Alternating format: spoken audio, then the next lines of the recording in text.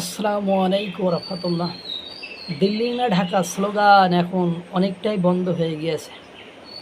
দিল্লি না ঢাকা স্লোগান দেওয়ার জন্য এখন আর বাংলাদেশের লোক খুঁজে পাওয়া খুব কষ্টসাধ্য ব্যাপার, কষ্টকর ব্যাপার।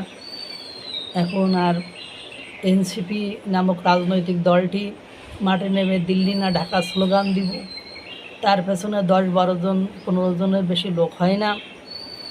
এরপরে অন্য যে রাজনৈতিক দলগুলো রয়েছে তারা দিল্লি না ঢাকা স্লোগান দেয় না।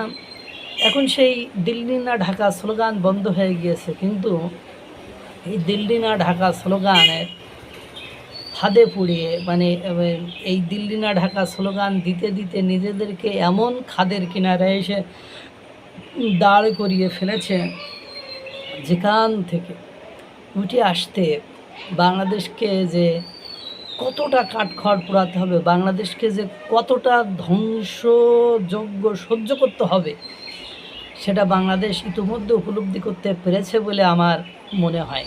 কারণ ইতিমধ্যে কালকে দেখলাম আইএমএফের কথা বলছে যে আইএমএফের কাছে ঋণ চেয়ে বাংলাদেশ সরকার যে আবেদন করেছে সেটা বলছে এই সমঝোতা বাংলাদেশের সাথে আর সম্ভব নয়। অর্থাৎ আইএমএফ, ইন্টারন্যাশনাল মনিটারি ফান্ড, এরা আর বাংলাদেশকে ঋণ দেবে না। আগের ঋণের সমঝোতার বিষয়টা দেখেন, বিদ্যুৎ বিলের পরিমাণ 12% বেড়ে গিয়েছে, সেটা নিয়েও আন্দোলন হচ্ছে, আপনারা দেখেছেন। এখন কথা হলো, বাড়া তো সবেমাত্র শুরু, কারণ কি বন্ধ হয়েছে দিল্লি না ঢাকা সেটা আপনারা বুঝতে পারবেন। কারণ নতুন করে ইনফ্রাস্ট্রাকচার করে তা দিয়ে বিদ্যুৎ উৎপাদন করে দেশ পরিচালনা করা, ইটস কোয়াইট ইম্পসিবল, এটা পুরোপুরি অসম্ভব। কিন্তু জানেন এই বিদ্যুৎ আসতো কোথা থেকে, কিভাবে আসতো, একটু ঘাটাঘাটি করলেই পারবেন।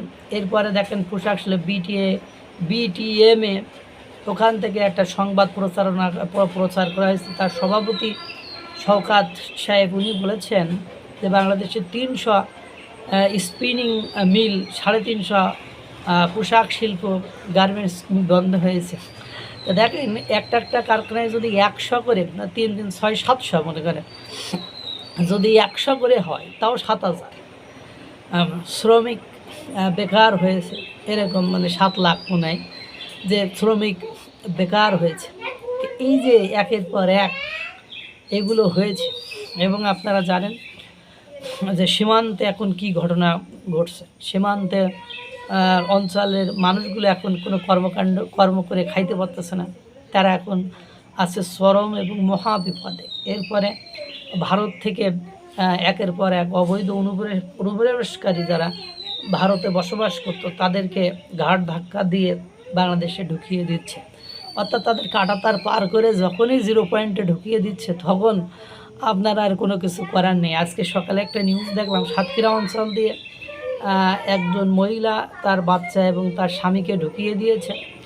তার স্বামী অনেকটা প্রতিবন্ধী টাইপের, অর্থাৎ প্যারালাইজড হয়ে গিয়েছিল হয়তো বা সঙ্গত কারণেই। পরে যেহেতু চিকিৎসা করতে তারা ঢাকায় গিয়ে বা ভারতে গিয়েছিল, ভারত তাদেরকে খুঁজে বাংলাদেশে ঢুকিয়ে দিয়েছে। তাদের কাছে কাগজপত্র রয়েছে, খুলনার দিঘলিয়া না কি যেন অঞ্চলে বসবাসকারী। তারা ওখানে বসে কান্নাকাটি করেছে, আমার শ্বশুরবাড়ি এই, আমার বললে আমার শ্বশুর কাগজপত্র নিয়ে আসবো, আমাদেরকে এখান থেকে ছাড়ছে না, আমার বাচ্চাটা না খেয়ে রয়েছে। এই ধরনের এলিগেশন, অভিযোগ, এই ধরনের কথাবার্তা চলছে। অর্থাৎ দিল্লি না ঢাকা স্লোগান বন্ধ হয়ে গিয়েছে, কিন্তু কথা হলো বাংলাদেশটা অনেকটা ফাঁকা হয়ে গিয়েছে। অর্থাৎ বাংলাদেশের অর্থনীতি এমন এমন এক চরম বিপর্যয়ের মধ্যে পড়েছে, সেখান থেকে যে কীভাবে নিস্তার, সেখান থেকে কিভাবে উঠে আসা, সেখান থেকে সেটার আর যে আমেরিকার উপর নির্ভর করে এগুলো করেছে, সে আমেরিকা থেকে 7 সমুদ্র 13 নদী পার হয়ে এলপিজি গ্যাস নিয়ে এসেছে। সে এলপিজি গ্যাসে একবারই 1500 কত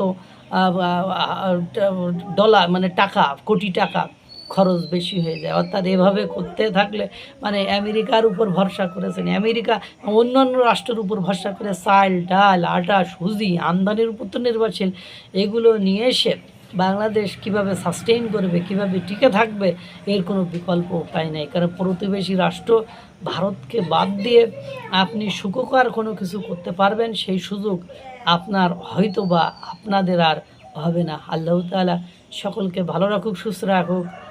দিল্লি না ঢাকা স্লোগান বন্ধ হয়েছে, কিন্তু আমাদের দুঃখটা বাড়িয়ে তারপরে বন্ধ হয়েছে। আল্লাহ তাআলা সকলকে ভালো রাখুক, সুস্থ রাখুক। আসসালামু আলাইকুম ওয়া রাহমাতুল্লাহ।